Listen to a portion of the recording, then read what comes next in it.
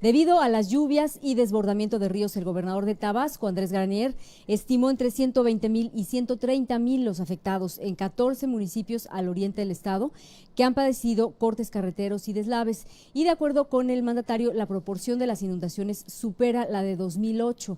Nuestro corresponsal recorrió algunas zonas afectadas y nos tiene más información sobre las afectaciones en el estado.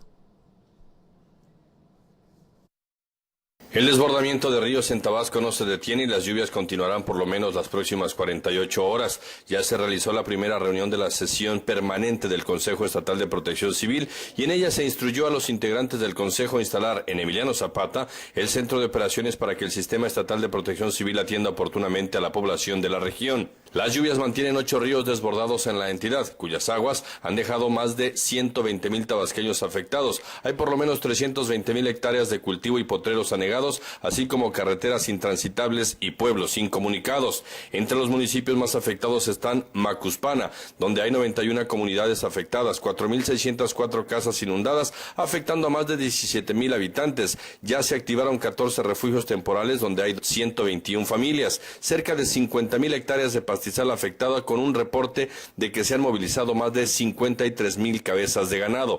Y donde también se vive una situación crítica es en los estados de Jalisco y Colima, y tras el paso del huracán Jova, la Secretaría de la Defensa Nacional mantiene la ayuda a la población de estas dos entidades mediante el plan DN3, donde la dependencia desplegó 613 efectivos militares, quienes auxiliaron a 2,939 personas, de las cuales 381 están en 6 albergues temporales.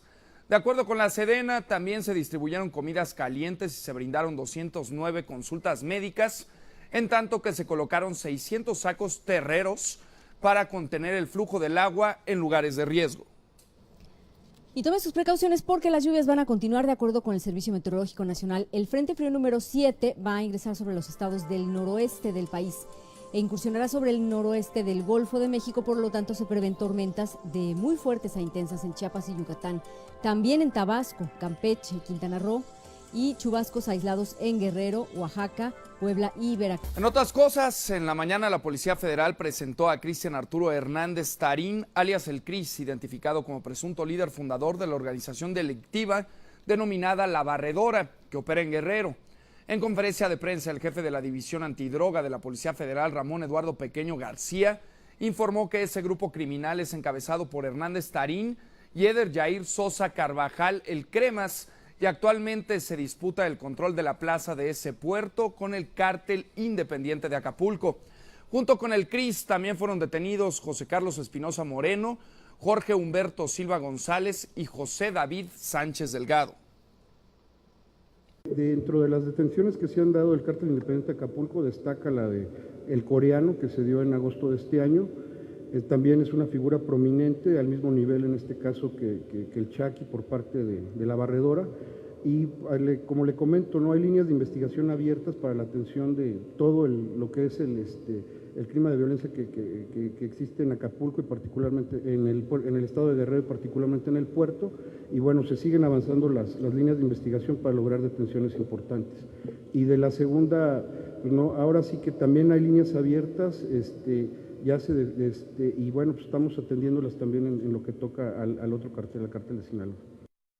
La Procuraduría General de Justicia de Tampico informó que el exalcalde del estado, Óscar Pérez Inguanzo, fue detenido en Estados Unidos para ser interrogado sobre posibles delitos de ejercicio indebido de funciones públicas, uso indebido de atribuciones y facultades en su desempeño como edil, por lo que va a permanecer a disposición del Juzgado Primero Penal de Madero por un término de 72 horas. La Auditoría Superior del Estado inició la investigación después de que el Ayuntamiento de Tampico formalizó una queja tras verse imposibilitado en la obtención de recursos federales depositados a una cuenta bancaria. Sin embargo, Pérez Inguanzo negó que lo hubieran detenido ayer, como se difundió, y aseguró que su captura se debe a que acudió a declarar por voluntad propia, pues está limpio, y que todo se debe a una confusión. Y en otros asuntos y en referencia a la sustracción de documentos oficiales del órgano de fiscalización superior, el gobernador de Puebla, Rafael Moreno Valle, advirtió que se llegará hasta las últimas consecuencias, al tiempo que confirmó que gran parte de los expedientes encontrados al interior de 2 vehículos el viernes pasado tienen que ver con la administración del exgobernador del estado, Mario Marín.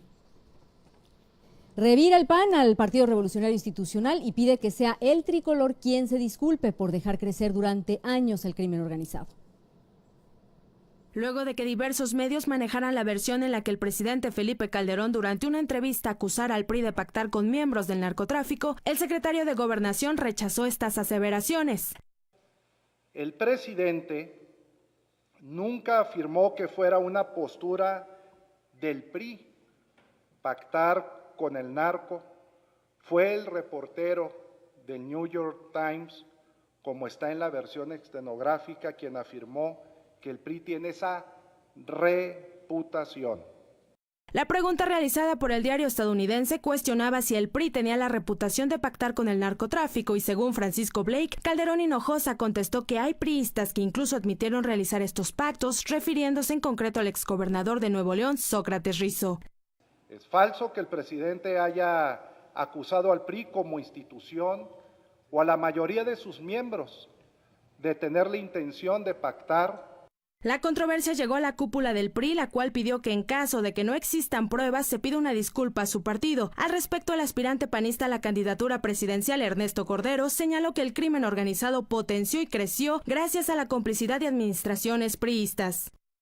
Que sea el PRI el que pide una disculpa al presidente de México, cuando fue el PRI quien durante años dejó crecer y fortalecer al crimen organizado y a la delincuencia. En todo caso, quien debería darle una disculpa a todos los mexicanos es el PRI.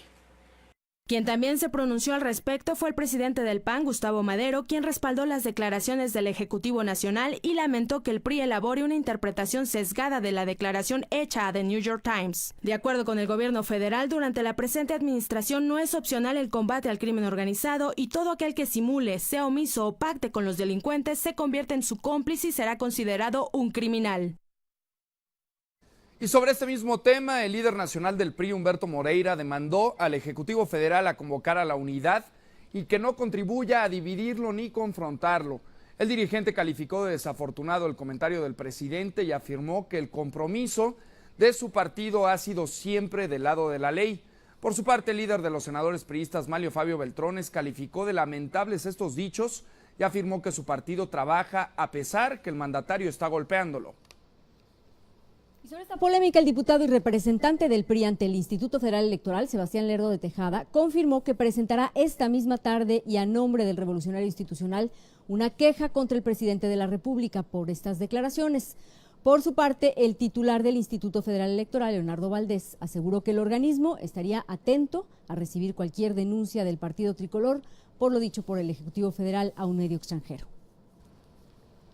El tema de los consejeros electorales faltantes podría resolverse esta semana, pues la Junta de Coordinación Política de la Cámara de Diputados recibió el análisis de la Dirección de Asuntos Jurídicos del órgano legislativo para definir la ruta crítica para la elección de los 3 miembros del Consejo que no se han designado desde el año pasado. Esto bajo la premisa de que ninguno de los 17 finalistas del actual proceso está eliminado. Al firmar la reforma al reglamento en materia de medicamentos biotecnológicos, el presidente Felipe Calderón destacó que son indispensables para el tratamiento de enfermedades como diabetes, hepatitis o cáncer y recordó que hoy en día en México casi el 80% de las de las muertes son provocadas por este tipo de enfermedades.